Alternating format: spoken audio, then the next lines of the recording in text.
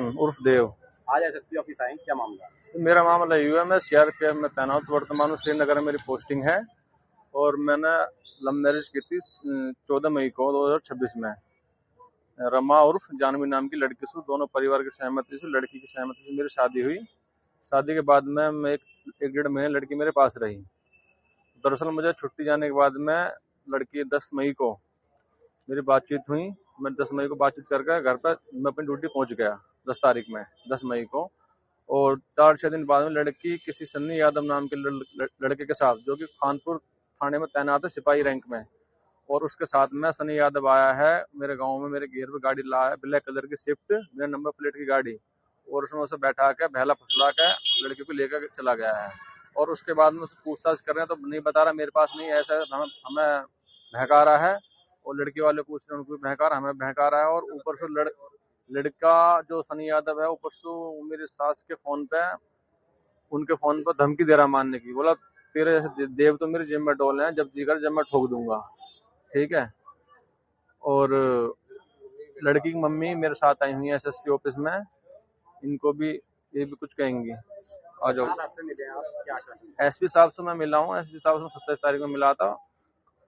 पत्नी बरामद कराने हेतु उन्होंने गुलावटी थाने की एप्लीकेशन दी। आज मैं फिर मिला हूँ तो एसपी साहब ने बताया, वो पहले भी मैंने सस्पेंड करा था, वो फिर से उसके साथ रहने लगी। मैंने पहले ही वो सस्पेंड करा था सन्नी यादव। आप एक बार खानपुर थाने में जाइए, वहाँ बात करिए और मैं उसके खिलाफ कानूनी कार्रवाई बैठा। अगर वो लाता है तो ठीक है, नहीं तो कानूनी कार्रवाई की जाएगी और वो दोबारा कर सस्पेंड कर जाए, नौकरी से बर्खास्त कर दिया जाएगा। एसपी साहब ने ये आश्वासन हमें दिया है। और मैं दादरी की रहने वाली हूँ और मेरे पिताजी का नाम पवन कुमार है। दर्शन से मेरी कोर्ट मैरिज 14 मई को हुई थी, जिसमें मेरी बिल्कुल भी सहमति नहीं थी और मेरी मम्मी ने ज़बरदस्ती कोर्ट मैरिज कराई उससे पैसे वैसे लेके। और उसके बाद मैं इसके घर गई। घर जाने के बाद कुछ टाइम बाद मेरे को पता चला कि इसने मुझसे झूठ बोल के तो शादी करी, ये बोल के कि हाँ मैं चौहान हूँ, चौहान बोल के शादी करी। इसने गुमराह किया। फिर दूसरी चीज़, वहाँ पे जाने के बाद मेरे को बोलता है कि मैं जाट हूँ। मैंने कहा तुम जाट हो, तुमने पहले क्यों नहीं बताया? और उसके बाद पता चलता है और लोगों से कि जाट नहीं झाटा है। और मैंने इस बात में विरोध किया कि मैं तुम्हारे साथ नहीं रह सकती। तो फिर मुझे मारने की धमकी देता है कि क्यों नहीं रहेगी तू, मैंने तुझसे शादी करी है, ये इतना सब कुछ कहने के बाद ये पी के आता है। पीने के बाद ये मेरे ऊपर हाथापाई करता है, कभी मेरे मुंह पे छांटा मारता है, कभी मेरा गला दबाता है, जिसकी मेरे पास सारी फोटोज वीडियोज हैं। और मैं अपनी सहमति से घर से आई थी, भटौना से अपनी सहमति से आई थी और मैं कोई भागी नहीं। इसने मुझ पे झूठे एलिगेशन लगाए हैं कि कुछ गैस लेके आई है और गहने लेके आई है, जो कि मेरे पास एक फूटी कौड़ी भी नहीं है। मैं इसके घर गई थी, उसी टाइम पे इसने मेरा आईफोन और लैपटॉप सारी चीज़ छीन ली। जब मुझे मार रहा है, गाली दे रहा है और नई नई लड़कियों के साथ फोटोज वीडियोज़ हैं इसके फ़ोन में, तो मैं क्या करती? मैं वहाँ से आ गई।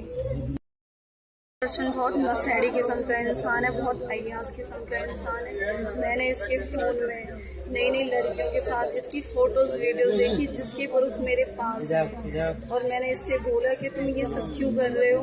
तो बोलता है कि ये तो मेरा मन है, मैं तो ऐसे ही करूँगा। तो और मुझे गालियाँ दी और इसने फिर मेरे साथ मारपीट भी की। कभी मेरा गला दबा रहा है, कभी मेरे मुंह पे छांटा मार रहा है और फिर रात को 10 बजे आके शराब पी के मुझे टॉर्चर कर रहा है। इसने मैं बहुत परेशान कर दी, जिसकी वजह से मैं अपनी मर्जी से वहाँ से निकल के आई। इसमें निर्दोष इंसान को, सनी यादव को ना फंसाया जाए, उसका इसमें कोई इन्वॉल्वमेंट नहीं है। मैं अपनी मर्जी से अपने पहले भटौना से खुर्जा गई, खुर्जा से फिर मैं डायरेक्ट अपनी दोस्त को लेके जम्मू चली गई। और इसने मेरे को धमकी दी थी कि अगर तू मुझे मिल गई तो मैं तुझे ना घर का छोड़ूंगा ना घाट का, तेरे मुंह पे तेजाब डाल दूंगा या तुझे जान से मार दूंगा। जिसकी फोटो वीडियोस मेरे फोन में है, इसके सारे प्रूफ है। ये बहुत साइको किस्म का इंसान है। इस इंसान के साथ मैं बिल्कुल नहीं रह सकती। मुझ पे झूठे इल्जाम लगा के ये बोल रहा है कि घर से भाग गई है, पैसे लेके आ गई। जिस दिन मैं इसके घर पे आई थी उसी दिन इसने मेरा आईफोन छीन लिया था और मेरा लैपटॉप छीन लिया। उसके बाद इसने मेरे ऊपर इतनी फाउंडेशन लगा दी थी कि मेरे पास कोई बच्चा तक नहीं आ सकता था। ये मुझे इतना इसने मेरे को परेशान किया कि मेरे को घर से जाने पे मजबूर कर दिया। मुझे इतना रात भर टॉर्चर करता गालियां देता, मारपीट करता।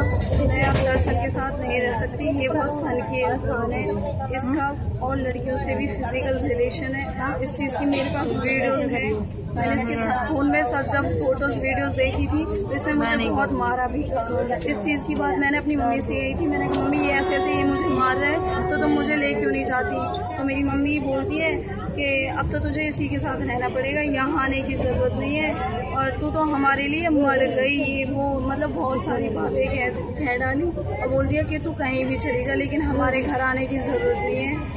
और मेरी माँ भी इन सब चीज़ों में मिली हुई है। मेरी माँ ने पैसे लिए क्योंकि घर में अब नई नई चीज़ें आ रही हैं, फ्रिज, वॉशिंग मशीन। हमारी आर्थिक स्थिति बहुत ज़्यादा कमज़ोर थी उस टाइम पे और अब नई नई चीज़ें आ रही हैं। इसने फौज से पैसे लिए और जब ये लोग मेरे ऊपर एलिगेशन लगाए।